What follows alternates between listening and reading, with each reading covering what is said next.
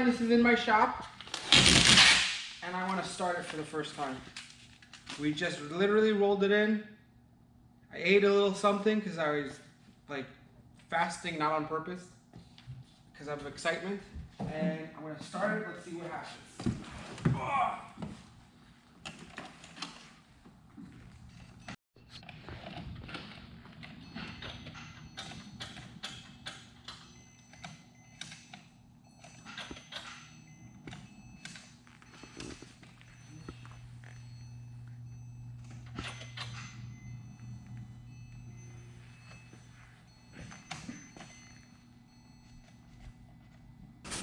So I'm gonna let it charge overnight, and then we'll start it tomorrow morning. Open the roof. All right, let's see what we got here. So I just started. I put the charger on the battery for now. Let it charge overnight. Look. No, we'll look into the trunk later. I really want to know what's going on from underneath. So over here we need a headlight, radiators in, radiator support looks like, I don't know, we'll see. The tub, ooh, okay, so the tub was hit, definitely. So we're gonna need to fix the tub. Let's see. Body lines on the door, not the fender, the door itself are good. They're pretty good around here. So that's good. The trunk opens, no problem. Oh. So trunk opens. Ooh. All right, trunk opens, or engine lid. Truck driver did bring me that other taillight. He pulled it off. Because I guess it was loose or whatever. This side, the suspension looks like it's fine in this side. Gaps, good. Again, the fender is where we have the issue. The suspension is destroyed. Roof, everything is good. Let's lift it up. I can't even wait. I can't wait to just lift it and see underneath. You guys ready? Let's see how bad this baby is.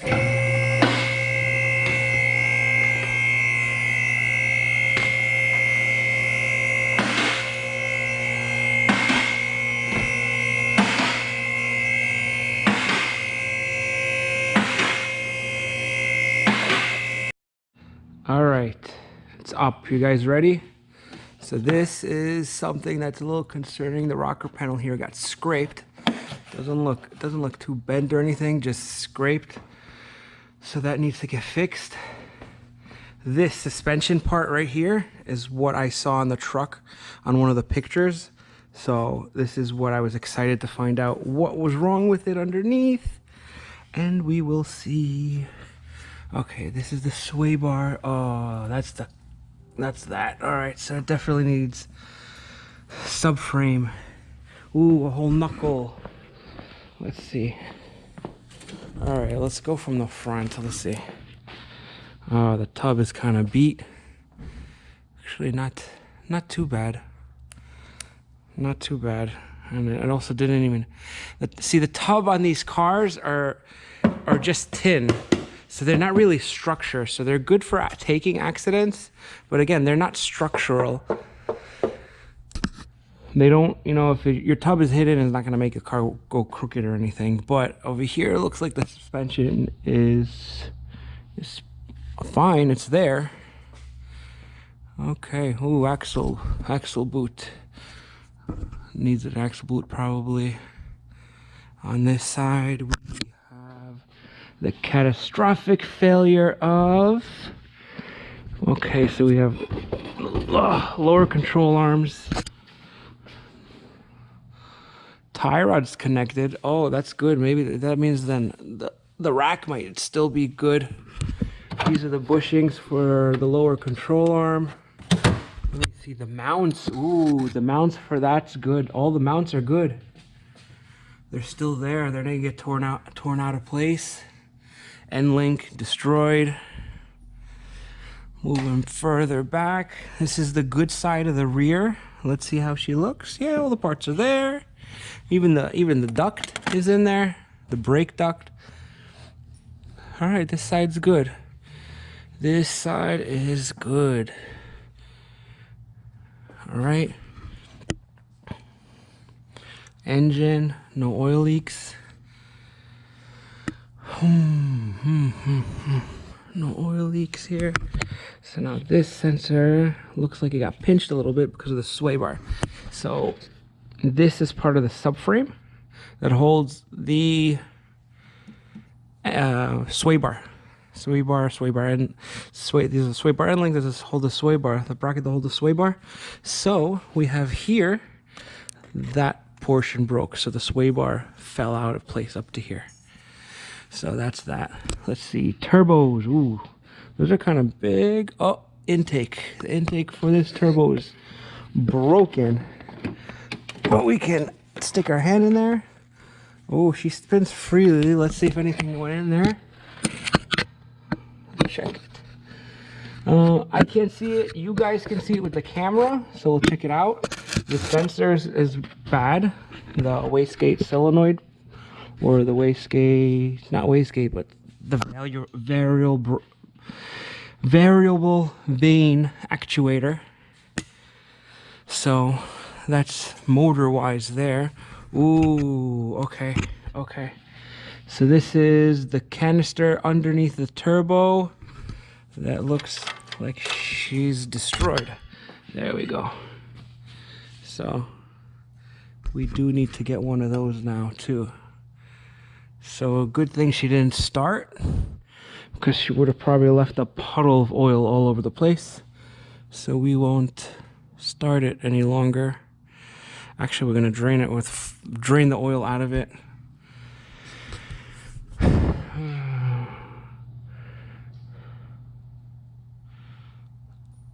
All right.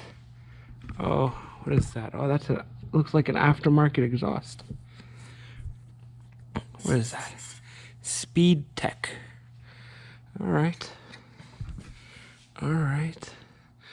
So we got an exhaust on this already, and I wanted to do a titanium exhaust on it, one of the first modifications, but maybe we don't need to. But okay. All right. Let's see, intercoolers look good in there. This is the side that got impact, so let's see how. Oh, she's tucked in there, so she's probably good. Oh man, I got my work cut out for me. We got to dig into this. I'm gonna take all the wheels off and start taking the bumper off and go from there.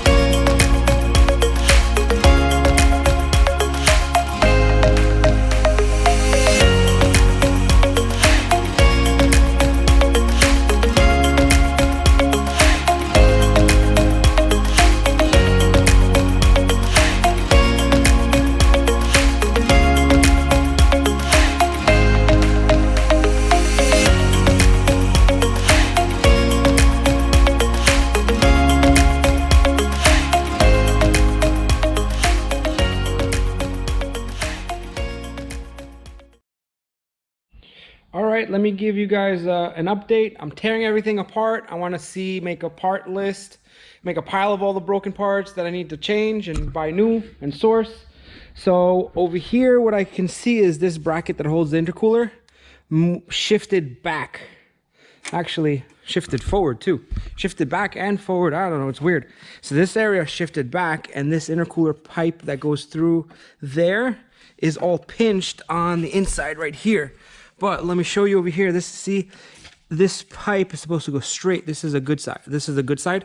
This side didn't get hit on the rear end. But I got to take this piece off too. But you could see that everything lines up.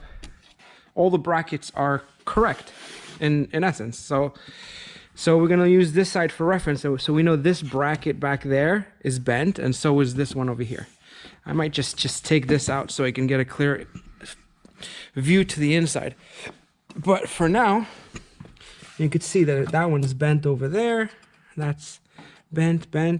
So we're going to take this out. Also, you can see that this is collapsed over here.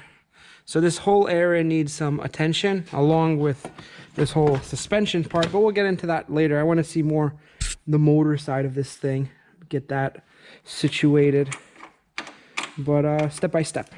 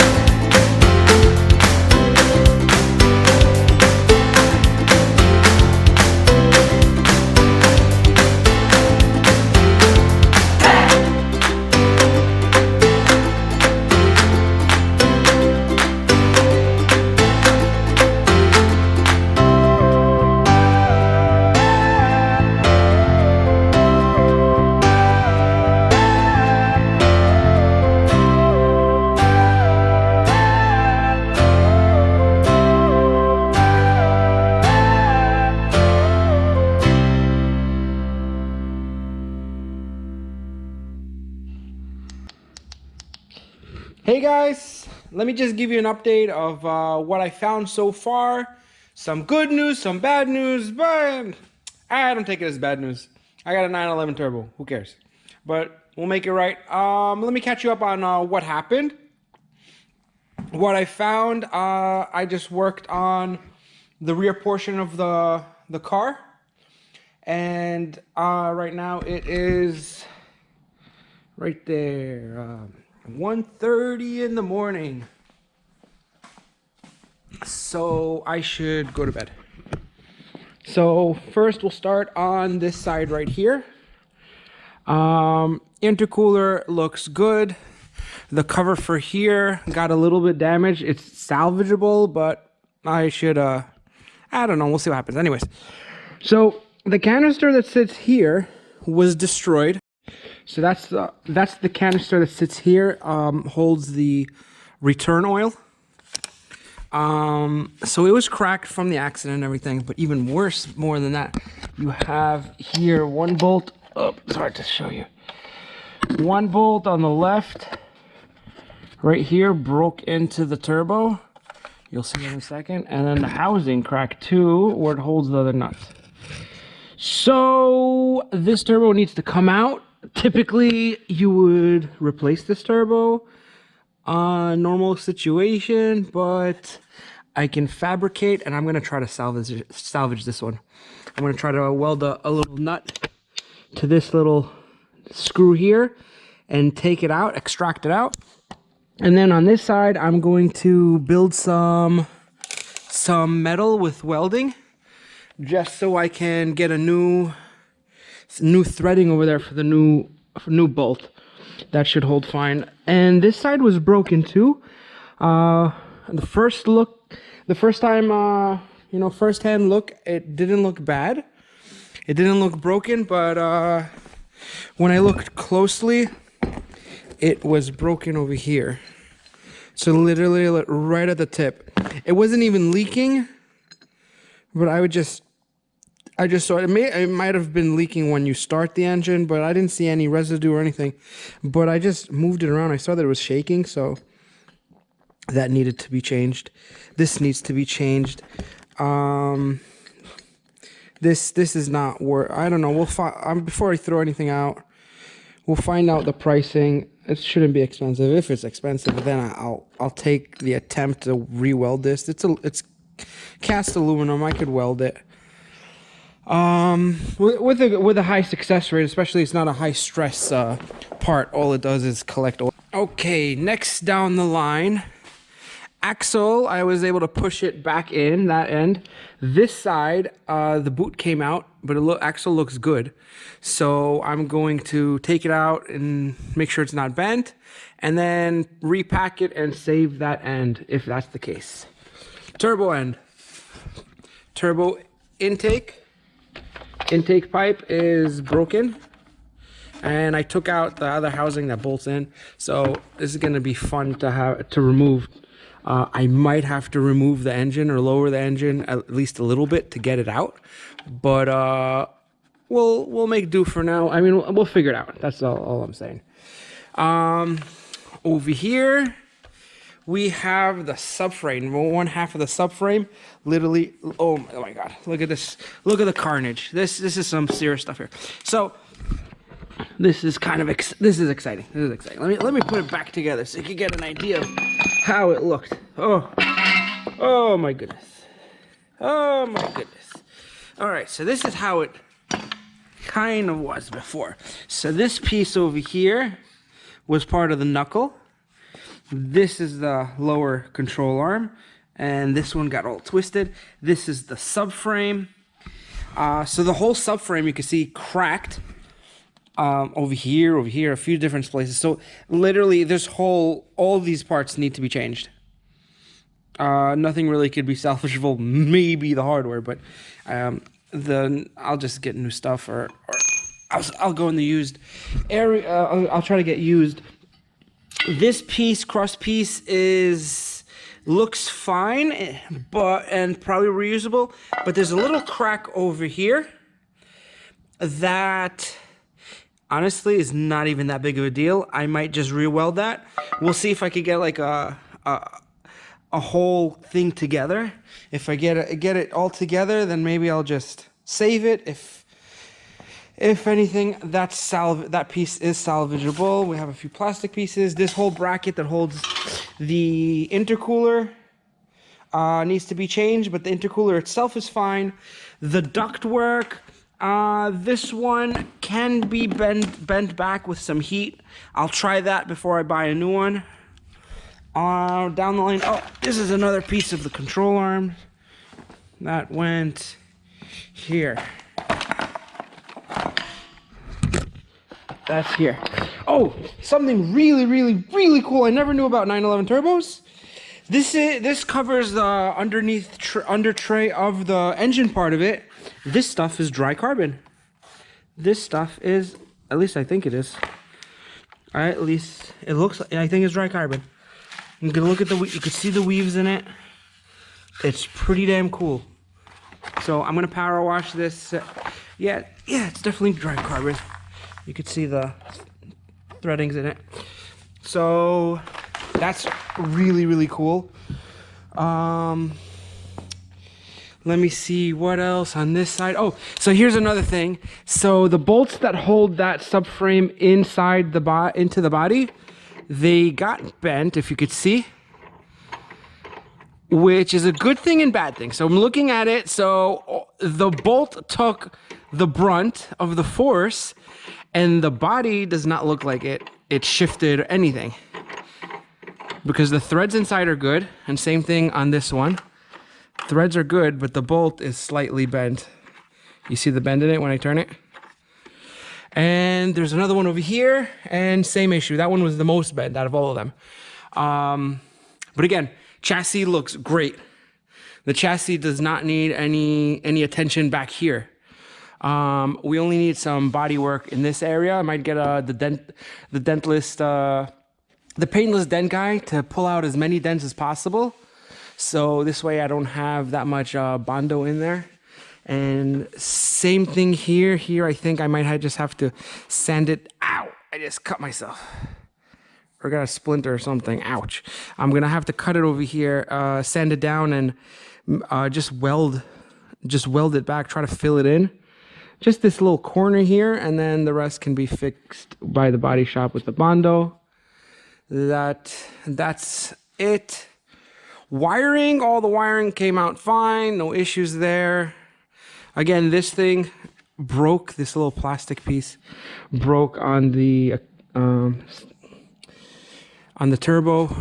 This controls the boost, controls the vanes, the actuator is back here. See here, this is the actuator. It'll move it up and down. Changing the vanes, you guys can Google that. Figured out aftermarket exhaust again. Pretty cool. What I did before, you guys saw me on camera, I took out some oil out because I just wanted to make sure, number one, there's oil in there. And I wanted to see if there's any shavings, because when I tried to start the car before, it just clicked. So it could be because the battery was dead. If worse, it could be the engine is seized. So we're charging the battery. I'm charging the battery overnight, and I'm gonna find out tomorrow. But I didn't see any shavings. That's a good thing. And when I started, if I do start it tomorrow and it cranks, I'll start literally for like 2-3 seconds and shut it off. Oil will come out from the turbo areas, which is fine. I will give the car an oil change or whatever. I just want to make sure that it runs. I need to know if I need to pull this motor out or not. That's the extent. Here's another interesting thing. All the carnage that happened in this area with the suspension, the shock is in not perfect condition, usable condition, only because the shocks are really expensive in this car. So I'm gonna try my best to keep the stock suspension in it for now, because in the future I want to put coilovers, and that would be a smarter move. I just want to make sure the car drives, and just sort the whole car out before I go into something crazy like coilovers. So that's a big plus. The shock is good, and this side is it's not touched over here, really, not really damaged. I am lying. Is this bent? I think this guy is bent. Okay, so not too much damage on this side. All right, I'll look around over here. We'll check it out. I'm gonna look it up. It might be this way, and that doesn't look like it. It's probably bent. No, it's bent. I changed this on the 996. I'm pretty sure. I would not be surprised if it's the same part from the 996. This is what broke in my 996 Porsche. So that's that. Nothing too crazy back here. Tomorrow I will start here in the front. I'm gonna remove the radiators. I want to see what happened underneath the radiators. I want to take a look and see what's going on with the suspension here, like we did up front.